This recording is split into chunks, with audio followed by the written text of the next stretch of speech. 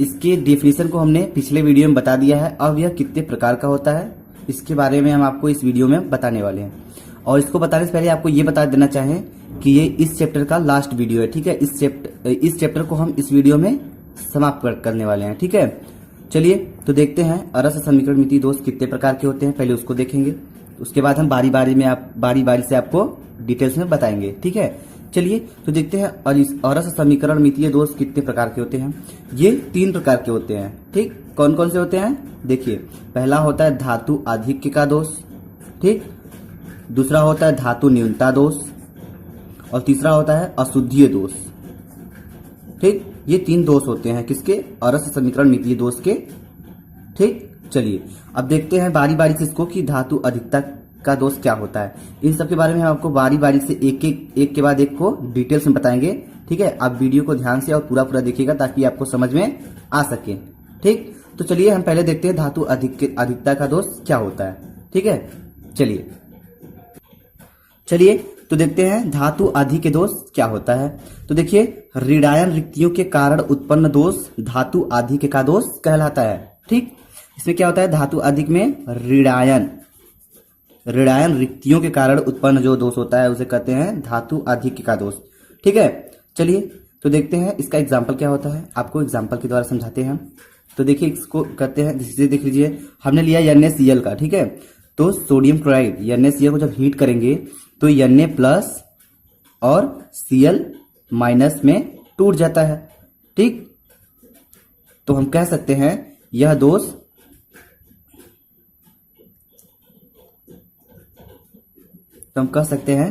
दोष NaCl जैसे यौगिकों में पाया जाता है, क्योंकि जब NaCl को गर्म किया जाता है तो यह Na प्लस आयन तथा Cl माइनस आयन में टूट जाते हैं, जैसे कि हमने आपको परिभाषा में बताया, ठीक है।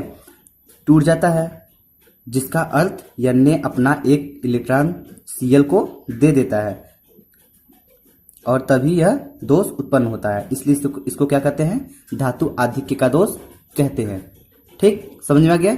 चलिए तो अब हम दूसरा देखते हैं कि दूसरा कौन सा दोष है। चलिए तो देखिए दूसरा कौन सा है, धातु न्यूनता का दोष, ठीक। धातु न्यूनता का दोष। तो देखते हैं ये क्या होता है। यह दोष परिवर्ती संयोजकता दर्शाने वाली धातुओं के यौगिक जैसे Fe(S), ठीक। Fe(S) मतलब फेरस सल्फाइड, FeO मतलब फेरिक ऑक्साइड, NiO मतलब निकिल ऑक्साइड में पाया जाता है, ठीक। देखिए ये सब धातु है ना, तो ये दोष किसमें पाया जाता है, धातुओं में ही पाया जाता है, तो इसे कहते हैं धातु न्यूनता का दोष, ठीक। समझ में आ गया। चलिए तो अब देखते हैं इसके बाद तीसरा कौन सा दोष है उसके बारे में आपको बताते हैं। चलिए तो देखते हैं तीसरा दोष कौन सा है। तीसरा दोष कौन सा है, अशुद्धि दोष। तो अशुद्धि दोष क्या होता है हम आपको ये बताने जा रहे हैं, आप ध्यान से देखिएगा, ठीक है। यह दोष किसी भिन्न प्रकार के आयनों की उपस्थिति के कारण होता है, ठीक। देखिए विभिन्न प्रकार के आयनों की उपस्थिति का मतलब क्या होता है, उदाहरण के साथ समझते हैं, ठीक है। उदाहरण देखिए, उदाहरण क्या दिया है, NaCl में स्ट्रोंथियम क्लोराइड की कुछ मात्रा मिलाने पर स्ट्रोंथियम में डबल पॉजिटिव देखिए और इसमें सोडियम पे सिंगल पॉजिटिव आ जाता है, ठीक। स्थान घेर लेते हैं, इसलिए इसे अशुद्धि दोष कहते हैं। अगर मान लीजिए देखिए यहाँ डबल पॉजिटिव हो गया, यहाँ सिंगल पॉजिटिव हो गया, अगर यहाँ भी डबल पॉजिटिव हो जाता तो कोई दोष नहीं होता, लेकिन यहाँ पे एक ही पॉजिटिव है, यहाँ डबल पॉजिटिव है, तो भिन्न हो गया ना, भिन्न प्रकार के आयन हो गए, तो इसलिए हम इसको कह सकते हैं अशुद्धि दोष, ठीक। समझ में आ गया। चलिए अगर समझ में आ गया तो अब हम देखते हैं अगली हेडिंग क्या है। देखिए अगली हेडिंग है ठोसों के विद्युतीय गुण। जैसा कि हमने आपको सबसे पहले वीडियो में बताया था कि ठोसों के विद्युतीय गुण के बारे में आपको हम एकदम डिटेल्स में बताने वाले हैं, तो ठीक वैसे ही इसको भी बताने वाले हैं, क्योंकि ये हेडिंग आ चुका है, ठीक है। आज ये लास्ट वीडियो है, इसलिए आपको इसको हम अच्छे से समझाने वाले हैं। तो आप वीडियो को अच्छे से और ध्यान से देखिएगा ताकि आपको समझ में आ सके, ठीक। तो चलिए देखते हैं ठोसों के विद्युतीय गुण क्या क्या होते हैं, कौन से होते हैं। देखिए ठोसों के, एक मिनट आपको दिखाएगी, ठीक है। देखिए ठोसों में मुख्यतः 3 प्रकार के विद्युतीय गुण पाए जाते हैं, ठीक। कितने होते हैं, 3 प्रकार के गुण होते हैं। अब देखिए कौन कौन से होते हैं। पहला चालक, ठीक, और दूसरा क्या है अचालक, तीसरा अर्धचालक, ठीक है। आप क्लास 10th में या फिर उससे पिछले क्लास में आपको तो चालक और अर्धचालक, आचालक, अचालक के बारे में अच्छी तरह से पता ही होगा, ठीक है।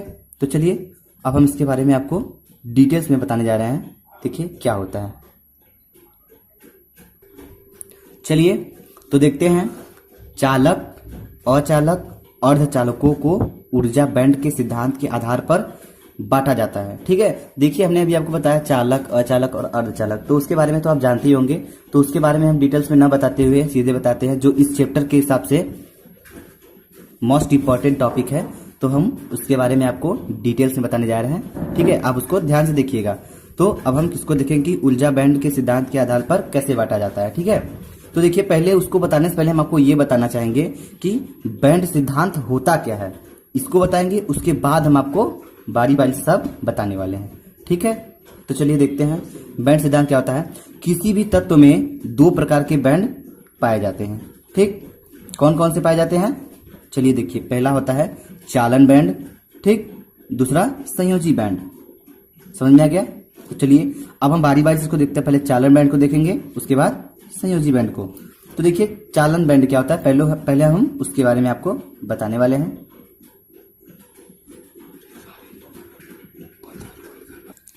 चलिए तो देखते हैं पहले चालन बैंड क्या होता है। सबसे निम्नतम ऊर्जा स्तर वाले बैंड को क्या कहते हैं, चालन बैंड कहते हैं, ठीक है। चलिए और देखिए दूसरा क्या है, संयोजी बैंड। तो देखिए संयोजी बैंड क्या होता है। सबसे उच्चतम ऊर्जा स्तर वाले बैंड को संयोजी बैंड कहते हैं या संयोजकता बैंड कहते हैं। तो देखिए चालन बैंड में क्या होता है, अभी हमने बताया कि सबसे निम्नतम ऊर्जा, ठीक। तो चालन बैंड में क्या होता है, ऊर्जा जो चालन बैंड में होता है निम्नतम ऊर्जा स्तर वाले बैंड को कहते हैं, इसमें उच्चतम वाले को कहते हैं, ठीक है। तो दोनों समझ में आ गया, दोनों एक जैसे हैं, बस जस्ट उल्टा है, ठीक है। चलिए अब देखते हैं ऊर्जा अंतराल के बारे में कि ऊर्जा अंतराल क्या होता है। देखिए संयोजकता बैंड और चालन बैंड के जो बीच की दूरी होती है ना, उसे क्या कहते हैं, ऊर्जा अंतराल कहते हैं। चलिए तो अब हम आपको फिगर से तीनों हेडिंग समझा देते हैं, ठीक है। चलिए देखिए, मान लीजिए ये कोई फिगर है, ठीक।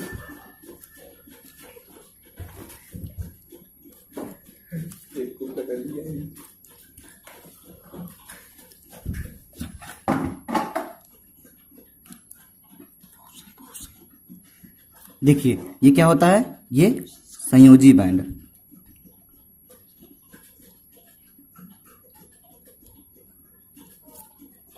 और ये क्या होता है, ऊर्जा अंतराल, इसको इंग्लिश में एनर्जी गैप भी कहते हैं, ठीक। और ये क्या है,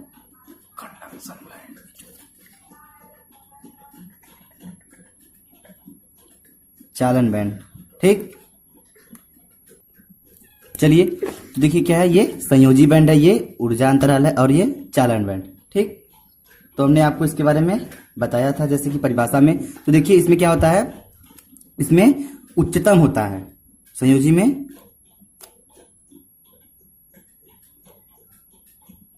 उच्चतम, इसमें उच्चतम होता है और इसमें निम्नतम।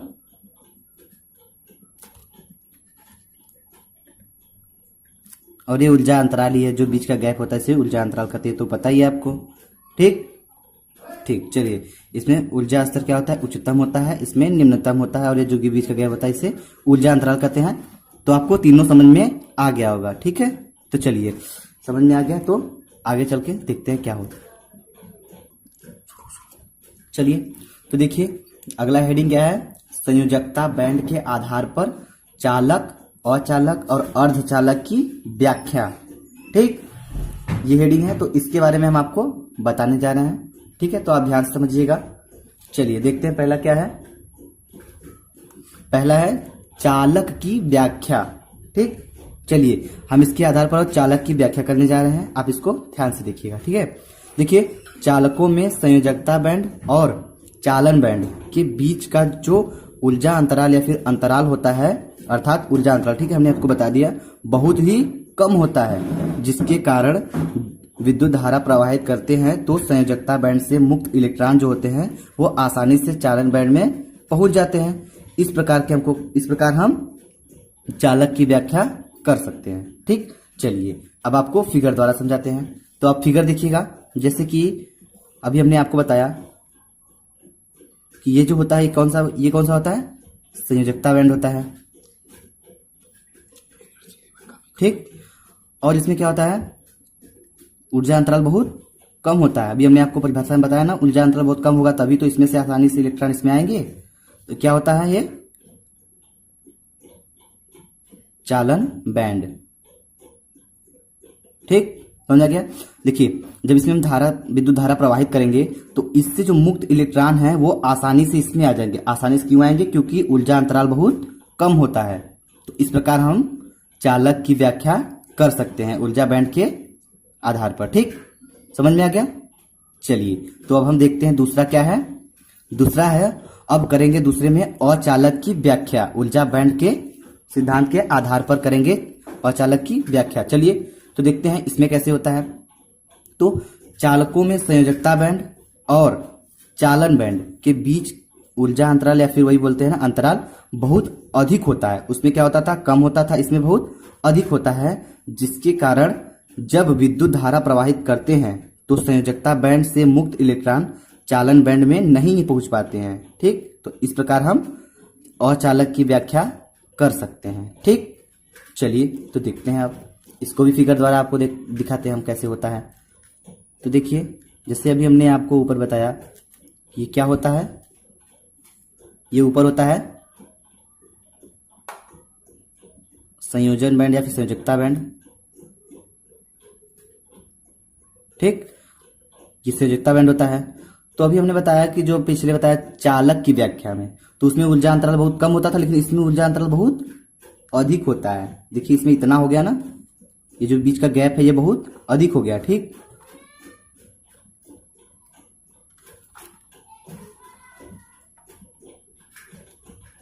ठीक, और ये क्या है, चालन बैंड।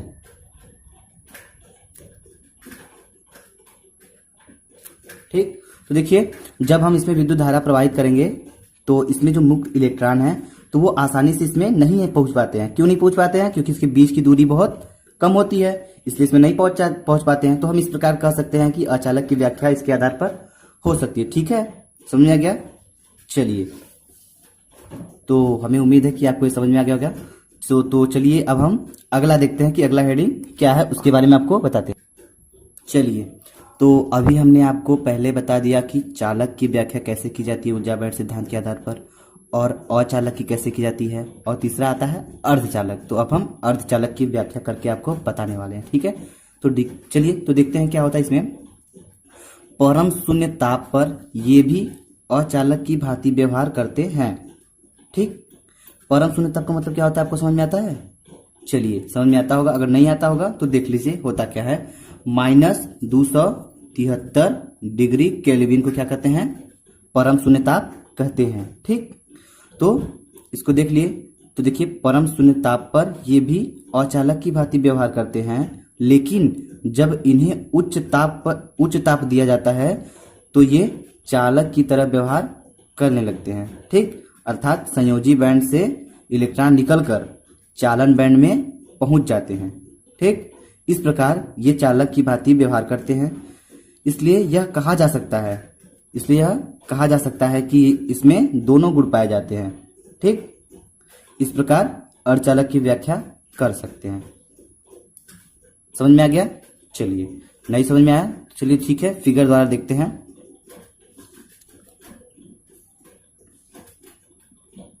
जैसे कि आप जानते होंगे कौन सा बैंड होता है, संयोजी बैंड होता है, और ये ऊर्जा अंतराल होता है बीच का।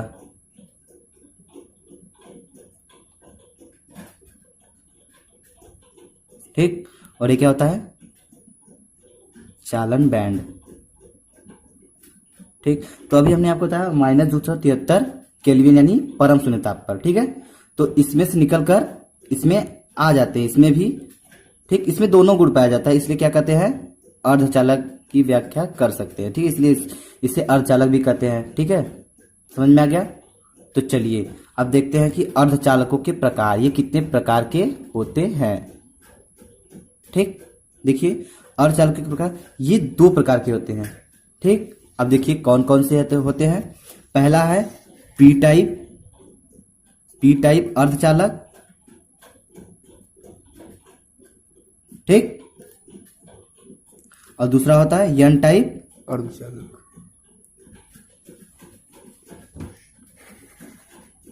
ठीक, समझ में आ गया। तो चलिए अब हम इसको बारी बारी से आपको बताने वाले हैं, आप ध्यान से देखिएगा। ठीक है,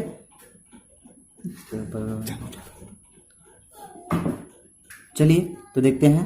पहला है पी टाइप अर्धचालक। ठीक है, इसके बारे में आपको बताते हैं, उसके बाद हम एन टाइप के बारे में बताएंगे। ठीक है, चलिए तो शुरू करते हैं। देखिए, जब किसी अर्धचालक में 3 संयोजक अपद्रव्य मिलाया जाता है, अपद्रव्य मतलब क्या होता है, अशुद्धियां जैसे कि, ठीक है, मिलाया जाता है, तो इस प्रकार का बना अर्धचालक पी टाइप का अर्धचालक कहलाता है। ठीक, अब देखिए इसमें बात आती है 3 संयोजक। 3 संयोजक मतलब जिसकी संयोजकता 3 हो। ठीक है, अर्थात जिनके बाह्यतम कोश में 3 इलेक्ट्रॉन हो, उसे कह सकते हैं। ठीक है, जैसे एग्जांपल में लिया जाए तो क्या हो सकता है, जैसे